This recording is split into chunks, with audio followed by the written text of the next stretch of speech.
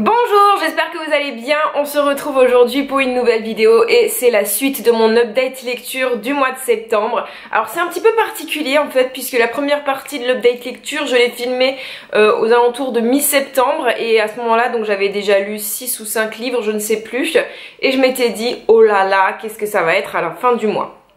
Sauf que j'ai eu des week-ends plutôt chargés, des semaines plutôt chargées. J'ai moins lu mais j'avais commencé plein de livres que j'ai terminés tout début octobre. Donc je me suis dit que même si techniquement parlant je les avais terminés en octobre, je pouvais vous en parler dans l'update lecture du mois de septembre.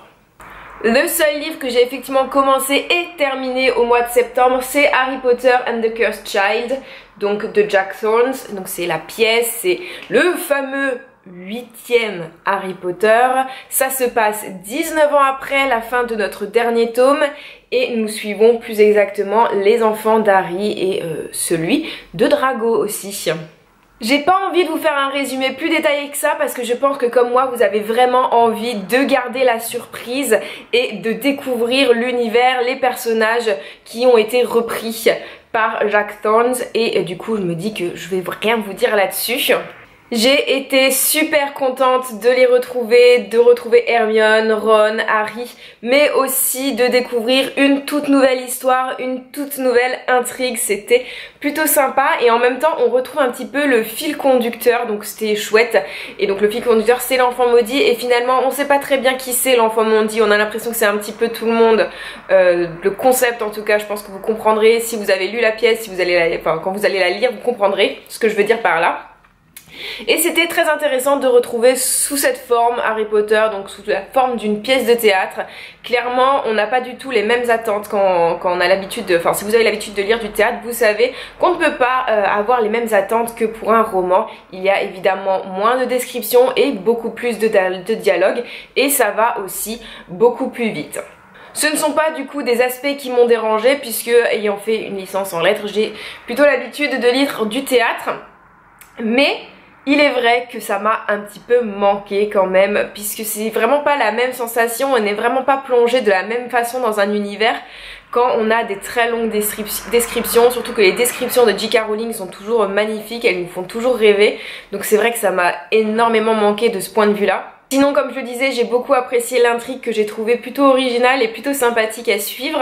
J'ai passé un très bon moment de lecture, je l'ai dévoré je crois en 2 soirées et franchement si vous hésitez encore, si vous avez un petit peu peur, mais je pense que vous êtes tous curieux et que vous avez tous envie de vous jeter dessus, allez-y les yeux fermés. Il sort cette semaine en français il me semble, donc c'est vraiment le moment précommandé, commandé ainsi de suite. Moi je recommande, je vois pas de point noir parce que j'ai pas envie d'en voir. Moi ça a été vraiment l'occasion de me replonger dans cet univers que j'associe à mon enfance / adolescence. J'ai vraiment grandi avec Harry Potter donc du coup ça n'a été que du bon pour moi. Et je remercie encore une fois Aurore puisque je me rends compte que je l'ai pas mis dans mon book haul mais j'ai reçu aussi, je l'ai reçu plutôt en août, j'ai reçu Harry Potter de la part d'Aurore pour mon départ à Aix. Je la remercie 1000 fois parce que franchement c'était un super cadeau, je suis super contente de l'avoir. De toute façon quand on m'offre un livre c'est toujours de l'excitation etc. Mais alors là franchement Aurore voilà, j'ai pas de mots, merci encore. On passe du coup au livre que j'ai terminé durant début octobre. J'ai terminé En ville de Christian Auster, je vous en ai vaguement parlé durant mon book haul. C'est en fait l'histoire d'amis qui ont pris l'habitude de partir en vacances ensemble alors même qu'ils ne savent pas vraiment, ils se connaissent pas vraiment en fait. Ils savent même pas pourquoi ils continuent à partir en vacances ensemble, c'est très spécial. Et ils ont que ça en commun finalement puisqu'ils se voient pas tout au long de l'année si ce n'est pour préparer les vacances. Et nous on suit le narrateur qui si je me trompe pas s'appelle Jean, un narrateur très spécial et que j'ai trouvé extrêmement déprimant. Ce pauvre mec, c'est pas un pauvre mec mais il a une façon de voir et il a une vie très déprimant. C'était très difficile de le lire surtout que en plus le style est compliqué puisque nous avons des phrases très longues et très hachées. On n'a pas de dialogue, aucun dialogue, tous les dialogues sont rapportés au style indirect. Du coup c'est fait souvent des blocs, c'était assez difficile de ce point de vue là mais en même temps assez prenant parce qu'il y avait l'absence de rythme qui est quelque part un rythme, c'est assez particulier mais c'était intéressant d'explorer cette façon d'écrire machin. Enfin moi je me suis régalée à l'analyser etc. Mais bon ça c'est je pense des formations professionnelles entre guillemets. L'histoire en elle-même m'a pas passionnée, puisqu'en fait concrètement il se passe pas grand chose. C'est plutôt le miroir, le reflet d'une société, et de ce point de vue là justement c'est déprimant, parce que c'est vrai, je suis d'accord, qu'on est aujourd'hui dans un monde où même si on est entouré, souvent on est très très seul, et j'ai trouvé que c'était ça qui était représenté dans ce petit roman. Si vous l'avez lu, vous me direz ce que vous en avez perçu, ce que vous en avez pensé, mais moi c'est ce que j'en tire, et de ce côté là c'était plutôt pas mal. En tout cas j'ai pas passé, ça n'a pas été fou comme lecture clairement, mais j'ai bien aimé, donc voilà. J'ai l'impression qu'il perd vachement souvent le focus, c'est un petit peu chiant. Alors je filme très très tôt le matin, ce qui explique la lumière, etc. Donc excusez-moi. Il est genre, il est même pas 9h, voilà. J'ai terminé L'Enfant éternel de Philippe Forest. Alors il faut savoir que Philippe Forest écrit beaucoup sur la mort de son enfant. Il a perdu sa petite fille lorsqu'elle était très très très jeune. C'était vraiment touché par une maladie grave, je ne sais plus exactement quelle maladie. Et là il nous raconte ça. Du début, des premiers signes de la maladie jusqu'au dernier moment, jusqu'à ce qu'elle s'éteigne. Je vais pas vous mentir, c'est une lecture qui est encore une fois assez déprimante, mais là sur un aspect différent, puisque c'est extrêmement triste ce qu'il nous raconte. Un enfant malade, ça nous prend toujours aux tripes, et là d'autant plus parce que c'est le père qui nous raconte ça. Il a un style qui est très très beau, très travaillé, on sent que chaque mot est réfléchi, c'est très poétique, il y a beaucoup de métaphores et de métaphores filées donc tout au long du roman, donc ça c'est très intéressant je trouve.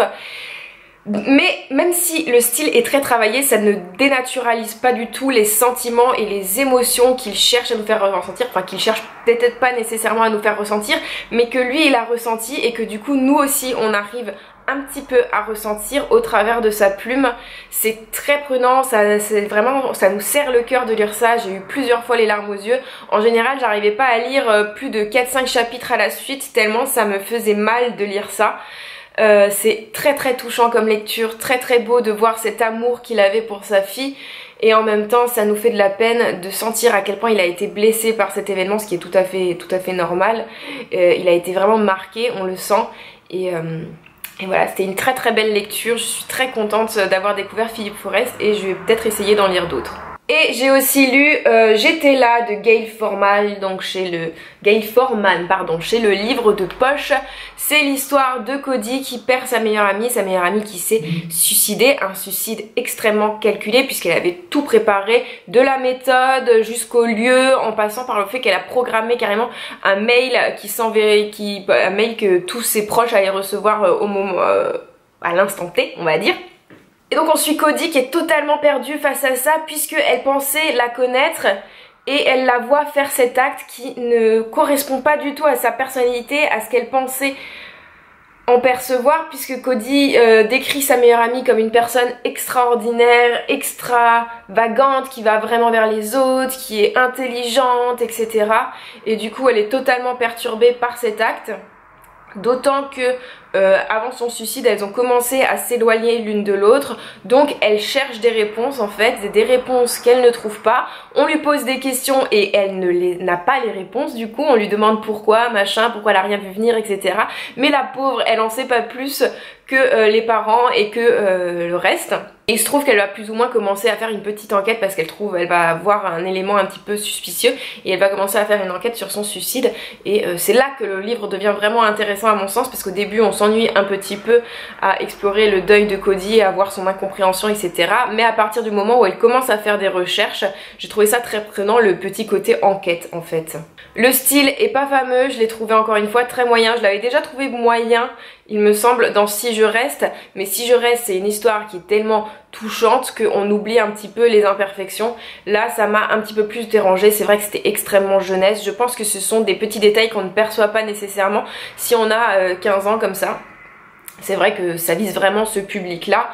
D'autant que la romance ici est très facile, très peu développée je trouve, enfin peu développée, pas vraiment, mais elle est assez cliché et ça m'a un petit peu, voilà, il y en a un petit peu marre de voir ça dans les romans les romans jeunesse. Je trouve que c'est le moment un petit peu d'innover et de sortir de ce cadre, parce que je pense que ça ferait du bien aux jeunes tout simplement. Sinon globalement ça a été une lecture plutôt sympa que je ne vous recommande pas. Néanmoins si vous avez envie de lire Gail Forman, vraiment lancez-vous dans Si je reste, si ce n'est pas encore fait évidemment, puisque je crois que beaucoup de monde a déjà lu Si je reste. Mais vraiment, celui-ci, vous pouvez passer votre chemin. C'est vrai que c'est sympathique, mais c'est pas non plus transcendant. Et voilà, c'est tout pour cette vidéo. J'espère qu'elle vous a plu. Et moi, je vous dis à bientôt pour la prochaine. Bye bye!